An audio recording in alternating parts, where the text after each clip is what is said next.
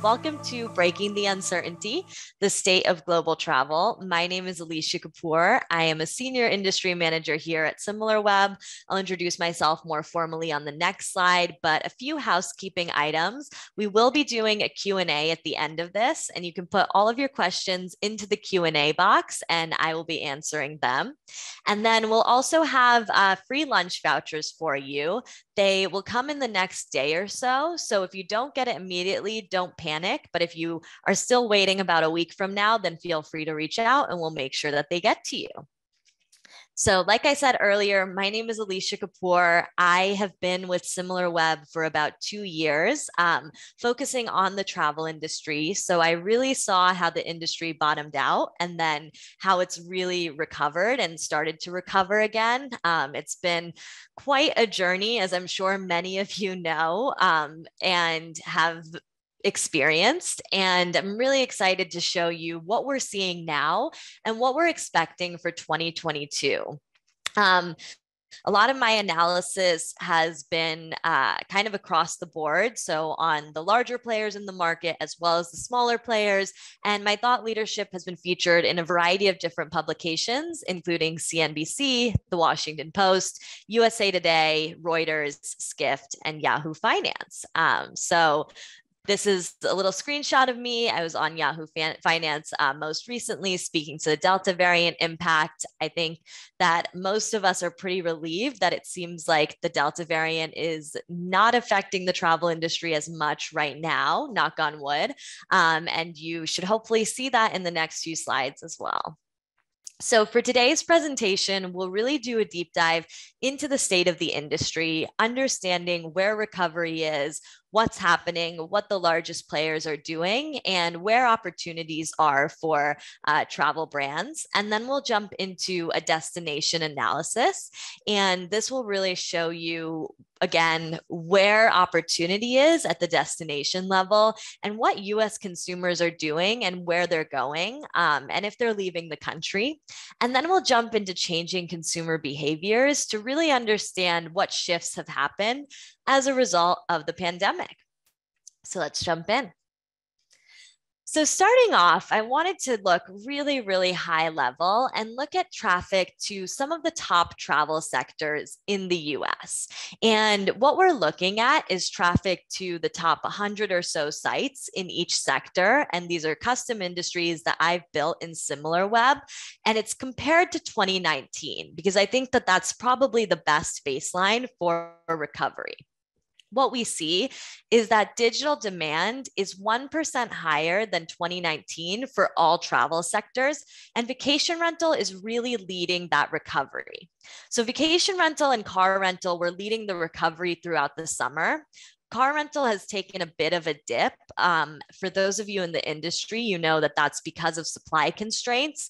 As we've seen supply constraints start to manifest, we're seeing that demand is also going lower as well. So we really had that spike in demand as consumers weren't able to book cars. They started looking for alternative forms of transportation. And you're seeing that air travel is kind of seeing a little bit more recovery this month than last. We are also seeing that hotels had a pretty good recovery in the summer, but are still not recovered to the extent that vacation rentals are. So for those of you in the industry, you know that vacation rentals have been a huge spotlight over the past year or so. They've gained a lot of traction with consumers because they have been perceived as safer ways to stay in maybe more outdoor locations or locations that are a little bit further from crowded cities. And it seems like that demand is just continuing and will hopefully continue into the winter and spring as well. One other thing to point out here as well is that cruises are really seeing a pretty steep recovery here as well in about September, October. So obviously cruises were the hardest hit sector, but we are seeing some upticks in traffic and demand, and we'll speak to that towards the end of the presentation. But I think there's a lot of promise for the cruise industry. So for anyone who is in the cruise industry, hopefully you're seeing this as well. And I think it'll be an exciting year ahead for us. So, as we dig into the marketing channels that are really driving traffic for the industry, what we see off the bat is that traffic from paid search has grown the most. It's grown about 128% year over year, so compared to 2020 for all travel sectors. Now, the most growth here is coming from cruise. Part of that is just a natural increase in demand, but part of it is also that as cruise operators are seeing increased demand and are opening new routes, they are actually paying more to acquire customers. So they're putting in more money into PPC. We're also seeing that vacation rental has had a pretty high uptick. Vacation rental was actually one of the sectors that kind of stayed out of paid search for a while, but we're seeing higher investments. And we'll dive a little bit deeper into specific players in the next few slides. After that, we see that direct and display ads had pretty significant increases as well. But really, paid search is that channel that I think we want to focus on as an industry and see where the most efficient investments will be. And we'll dive into that in a few slides. Paid search is one of the highest grossing channels for the industry as a whole as well. So it's direct, organic, and paid search that send the most traffic to travel websites. And then referrals, social, and email are more secondary channels to that. It looks like we have a few chats, mostly just hellos. Like I said, if you have any questions, feel free to put them in the Q&A.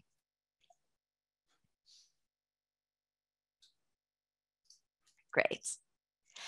Now, when we're thinking about paid search, one thing we're actually able to view through Similarweb is PPC investments. And what we see is that Expedia Group, so Expedia.com, Vrbo.com, Hotels.com, Travelocity, Orbitz, Hotwire, is actually spending the most in the United States, about $15 million in October, and that's about $3 million more than Booking Holdings. So this is pretty significant. What we saw was that in the summer of 2020, Booking really increased its investments to gain more market share in the US, a country where it's had more competition with Expedia than probably anywhere else.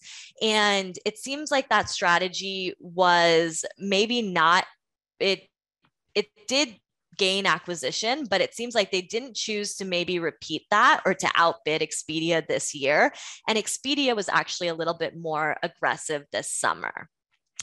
You can see here that Airbnb is starting to pick up as well. Airbnb was most notably staying out of paid search for a while.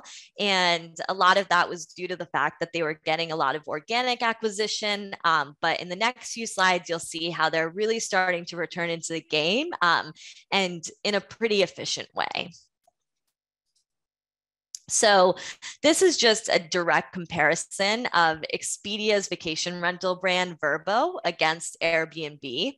And what we see is that even though Vrbo outspent Airbnb by about 69% from April through August, investments have started to slow in the fall, and Airbnb actually overtook Vrbo in September. So Airbnb's spending is starting to ramp up when Vrbo's is starting to decline. And I've included a screenshot here from a Skift article that was speaking to Vrbo outspending Airbnb on advertising. So this wasn't just on paid search. This was also display ads, YouTube, offline media, television ads. Vrbo was really making an aggressive play, not just to get guests, but also to get more hosts. And it seems like that may be tapering back a bit, and Airbnb is coming a little bit more aggressively into the space. Now, when we look at both companies and their paid search strategies, a really interesting picture emerges. What we see is that even though Airbnb was not investing as much as Vrbo over the period of April through August, they did receive about 63% more visits from paid search than Vrbo did since April. and those visits are converting twice as efficiently. So let's dive into each chart. On the left here, you see the paid search traffic trend, where you can see that Airbnb is really blowing out Vrbo out of the water in some ways. Now, a lot of this is due to the fact that Airbnb is a larger site than Vrbo in general. So they do get more traffic generally than Vrbo. So that may be kind of factoring into the paid search into how much higher their paid search traffic has been despite Vrbo's investments. However, on the next slide, you'll also see that Airbnb is capitalizing on some terms that Vrbo is missing out on. That being said, a lot of Airbnb's searches are branded, and this really speaks to the fact that they do have one of the strongest brands, not just in vacation rental, but across the industry. Now, on the right here, you can see the actual conversion rates, paid search conversion, and conversion or average conversion rate for Airbnb off of paid search was about 4%, and that's double Vrbo's conversion rate at about 2% on desktop. Now, using Similarweb, we're actually able to understand keyword opportunities. And if you're a brand or a performance marketer, I would definitely recommend looking at this for your site against your competitive set. But what we see is that the words or the keywords that Vrbo doesn't have share on all have a trend, and they all are things to do keywords, specifically things to do related to destinations like Los Angeles, Miami, San Diego. Note that these are all warm weather destinations. We'll speak to that a little bit later as well. And these keywords did send about 134,000 paid visits to Airbnb in the past few months. So it is a hefty chunk of traffic here. And you can see here that I've kind of bucketed this into specific destinations or the top destinations that are showing up, but there are a lot of long tail keywords in this things to do bracket others that are showing up and sending traffic to Airbnb. And one thing to note here is that a lot of this traffic from things to do keywords is actually going to Airbnb experiences pages. However, because they're destination related, if you are a lodging provider, these may be keywords that you want to start looking into. They historically have had a lot of volume from consumers. They do usually send a lot of traffic to TripAdvisor as well, especially since TripAdvisor is a trip planning network and allows consumers to kind of find different experiences or things to do on their vacations. But I think that this is still valuable information and something that Vrbo, as well as other travel brands, can start to capitalize on. And like I said earlier, this also gives us an idea of what destinations are trending, which we'll be dumping into in the destination analysis. So we'll be jumping into a destination analysis. The first section that I showed you, all of that data was from our Pro platform. This data will be from our travel intelligence platform, which offers an even more granular view into the industry and specifically shows bookings at the origin and destination level.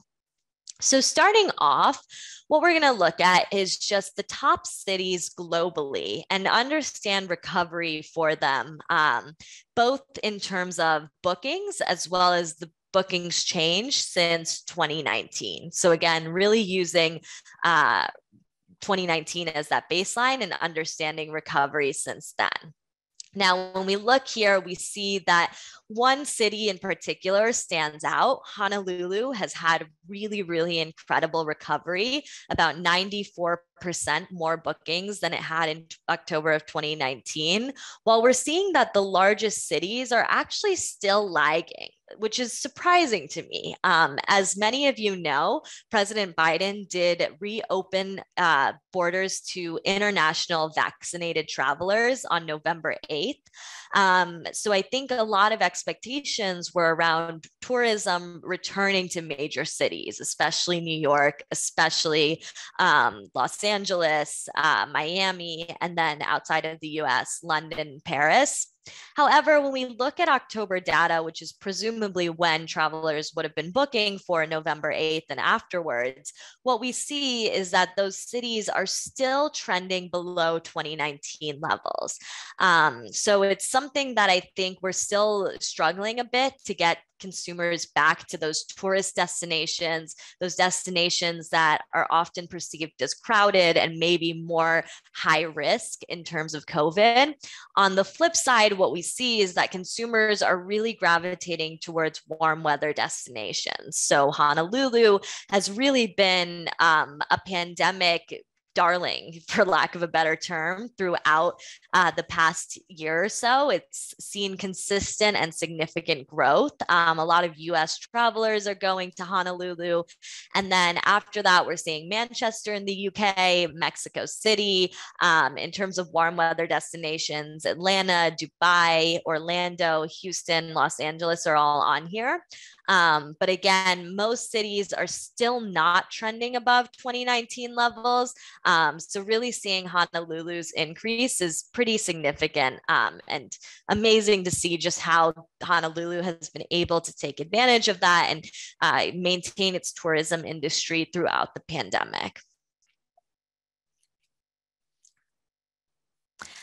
Now, one thing I wanted to look deeper into was an understanding of how November 8th changed things, and looking at the top US destination cities. So just taking the US destinations from the last chart, I wanted to look at the share of travelers coming in from international.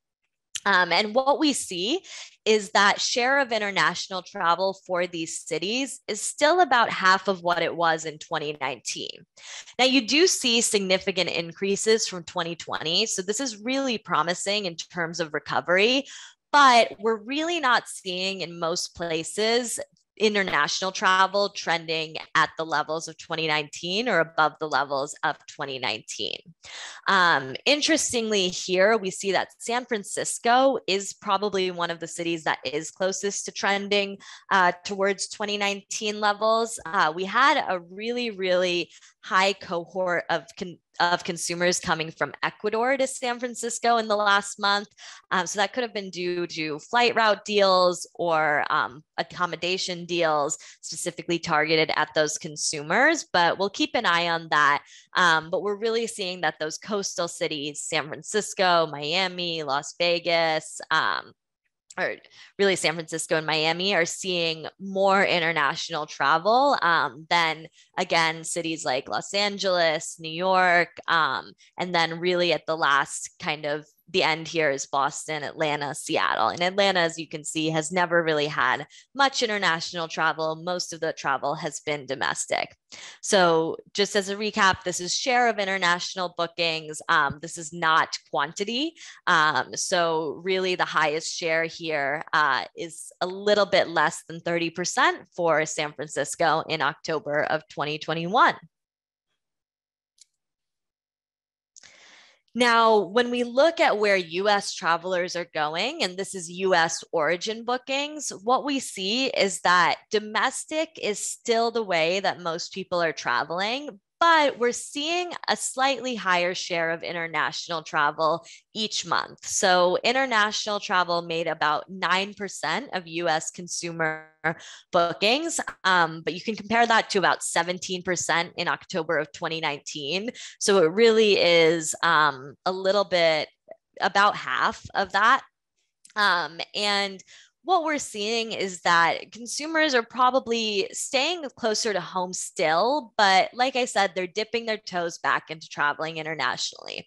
I think a lot of this has to do with the fact that as we've reopened borders to vaccinated visitors, our consumers in the US are actually becoming more comfortable with going abroad as well. So it's almost a bit of a psychological thing.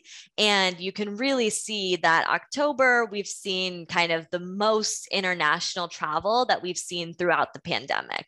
Again, it is a relatively small proportion, especially when looking at 2019 levels. So if you are a travel brand, I would recommend continuing to focus on domestic destinations and then maybe looking at some close warm destinations as well.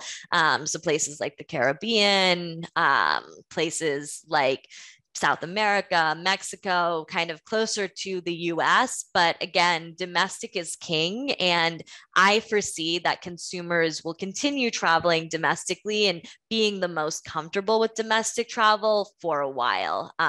Just given the fact that there are still kind of concerns about variants and other things that are kind of prohibiting people from being fully comfortable with traveling in the ways that we used to.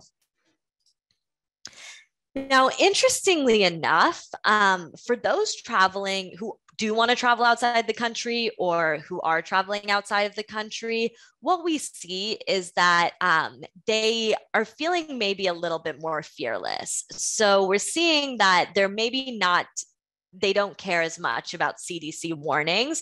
And the way that I'm deducing this is by looking at traffic to the CDC Travel Recommendations page. So anyone in the industry, I'm sure you have this bookmarked or you have it up on your computer, but this is a screenshot of a page on the left. So this page is where you can see the level 4, level 3, level 2, level 1 distinctions for different countries. As you can see, there's still a significant amount of countries that are listed under level 4 COVID risk. And just to recap, those are countries where the CDC recommends that people avoid travel. But when you look at the actual traffic to this page, a pretty interesting trend emerges. So we saw that throughout the pandemic, there was kind of a steady increase. And then August, we saw a sharp uptick in visits to the CDC page. This was really when concerns around the Delta variant were at their peak in the US. So you saw that people were really reacting to that and looking and researching and understanding if it was safe for them to go to the places they wanted to. Now, like I said earlier, as some of those concerns have started to wane, again, knock on wood, we're seeing that people maybe are not checking the site as often, right? So we're seeing that there was a steep decrease in visitation, and visitation is probably around the same level that it was at this time last year. Just to kind of give you an anecdote from my own experience, I'm looking to book some holiday travel. I'm a bit of a last minute planner, and I was looking at some of the places on the level 4 and level 3 lists.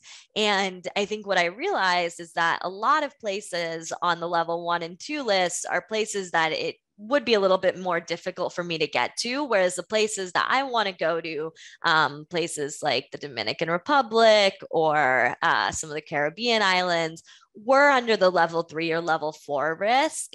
Personally, as a vaccinated traveler, I feel comfortable traveling to a level 3 risk destination. So I think that as we're seeing consumer comfort increase, we're seeing people probably check these sites less and really only kind of flag the level 4 destinations, but are probably starting to travel more to level 3, level 2, and level 1 destinations. All right. So that kind of takes us into some of the consumer behaviors that have really changed as a result of this pandemic. And we have kind of a variety of different things that have happened, and we'll only touch on a few of them here. But would love to kind of hear from you all as well if you have any specific instances or things that you've seen in your data around changing consumer behaviors. So just starting off, I wanted to look towards the future. I think the big question in the travel industry is, what is 2022 going to look at like? And one of the best ways to understand consumer demand and understand trends is obviously looking at consumer searches. As we know, paid search is a huge, paid and organic search are huge levers for the travel industry. And what we see is that when we're looking at an index of the top 100 travel sites, the top search terms that are related to 2022 and sending traffic to those sites are related mostly to cruise lines and routes. So I spoke to this earlier. We're starting to see strong recovery for cruise where we didn't see it before. And I really think that 2022 is going to be a banner year for cruise lines. So if you are in the cruise business, expect really heightened demand and prepare accordingly. And there's a lot of different reasons for this. We'll jump into them, but I just want to look at kind of some of these keywords. You can see that cruises 2022, which is kind of that general keyword, is actually coming in after Princess Cruises 2022. So people are searching by specific brands, and Princess, as you all know, was kind of where an outbreak happened originally of COVID at the very, very beginning of the pandemic. So it gives me a lot of confidence that we're now seeing that people are actually searching for Princess Cruises by name with the intent to book, because these searches are going to travel websites. And so it's really promising to see that some of these companies that were, for lack of a better term, somewhat battered by the pandemic are starting to show strong recovery and strong consumer demand. So again, a lot of this is really signaling that cruises are going to see a strong recovery next year. And a lot of this also has to do with the fact that cruises as a sector, like you all know, has been the hardest hit. So for consumers who are looking for deals, who are looking to maybe plan ahead, cruises are probably offering some of the best prices on the market, especially compared to airlines, which have seen significant inflation, hotels, and vacation rentals. So this is kind of, we'll speak to this in a few slides, but it seems like there's been a change with consumers with regards to deal seeking behaviors, and cruises do offer different deals or cheaper prices for consumers who are looking to take advantage of deals that may not be on the table anymore. As many of you know in the industry, we really saw over the past year that there were heightened discounts and travelers were able to really, really get some awesome deals on their vacations. That's not lasting as we're seeing demand pick up, especially across some of the main sectors. So for those of you who are still looking to get a deal, I would definitely recommend looking into cruises. When we look at the top cruise websites, what we see is that Carnival, Royal Caribbean, and Princess cruises experienced more traffic than any other month in the pandemic. Norwegian Cruise Line and Holland America didn't, but they still are experiencing a lot of traffic. They just had spikes earlier. So for example, Norwegian saw a spike in July. That was when they originally opened up routes. But really, again, we're seeing that October was a pretty big turning point for the cruise industry. And as consumers became more comfortable with traveling internationally, as concerns about the Delta variant started to wane, we're seeing that people are really, really going back to cruise line sites and searching for and with an intent to book. When we look at Carnival, when we look at Royal Caribbean, Princess Cruises, we know that these are kind of larger cruise lines. They go around the world. They go to Caribbean destinations. They're more international. So again, this is really promising, not just for the cruise industry, but also for the travel industry as a whole. What you're seeing is that consumer comfort is really, really increasing. And you can see that across the board, right? It's not just travel, it's live events. It's really going back into the office. It's things that consumers haven't been comfortable doing over the past 2 years. They're now comfortable doing and returning to. So it's an exciting time, I think, to be in the industry, and I'm excited to see what 2022 brings. Now, I spoke to this a few slides back, but like I said earlier, heightened cruise demand really reflects strong discount-seeking behaviors, and these are behaviors that we've seen throughout the pandemic. A lot of the people who were traveling over the past year or 2 years or so were people who were comfortable traveling and were willing to do it because they got great prices when no one else was traveling. What we're seeing is that there's heightened inflation in the economy. Consumers are starting to kind of pinch their pennies again. And you're seeing that cruises really cater to that, right? So I'm showing two examples of display ads that were most recently seen in October. And Royal Caribbean and Norwegian Cruise Line, as well as the other cruise lines we spoke to, were both offering very steep discounts, right? So on Royal Caribbean here, you can see up to $350 off, plus 30% off every guest. Norwegian Cruise Line has a great deal here. We're seeing 30% off and a free open bar and free air. So again, you're really seeing that consumers are taking advantage of these packages, especially as costs are soaring in other sectors like car rental, vacation rental, hotels, and air travel as well. Great. So then just kind of finishing this up, one of the most interesting parts of this deal seeking behavior and how it relates to the overall economic picture is that what we're seeing is an uncertain supply and demand environment, and that has actually propelled the rise of the app Hopper. So, for those of you who don't know what Hopper is a fare tracking app, and it actually acts as an OTA.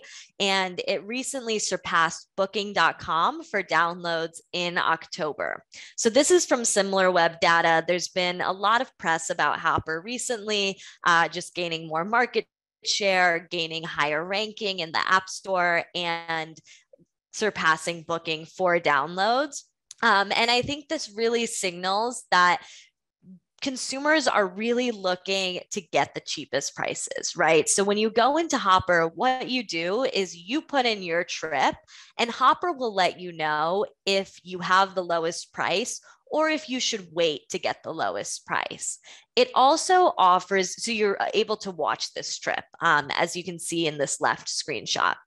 Now, on the right here, what you can see is that they also offer a buy now, pay later, a buy now, pay later option. And this allows consumers to actually freeze the prices that they see so that they can pay 14 days later. So they put down a deposit, pay later. And this seems to be a pretty popular option with consumers as they're trying to secure those lower prices right now. So as I spoke to before, we've really seen heightened deal seeking during the pandemic. I think that factors a lot into Hopper's growth. Obviously, Hopper has also been doing a lot on their marketing side and really getting a lot of organic acquisition. Hopper's CEO has spoken a lot to the fact that he wants to build a global super app. So it'll be exciting to see how they shake up the industry and how Booking, Expedia, and other meta search and OTAs start to respond. But again, we're seeing that this is probably one of the most relevant brands. It's a digitally native brand that has really, really started to shake up the industry and capitalized on some of these changing behaviors and been able to really, really gain a lot of traction from that. So that actually concludes the presentation.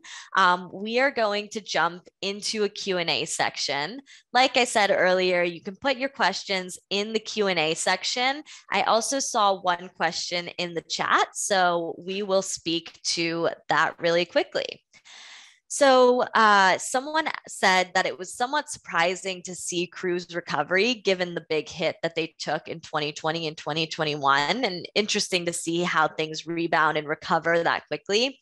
I completely agree, AJ. I, for one, did not expect cruises to rebound that quickly. And I think we really saw, and you saw in the charts before, that they had a relatively slow recovery throughout the summer. But now, again, as consumers are really feeling a lot more comfortable, maybe bold, and willing to go internationally, cruises are really, really seeing heightened demand.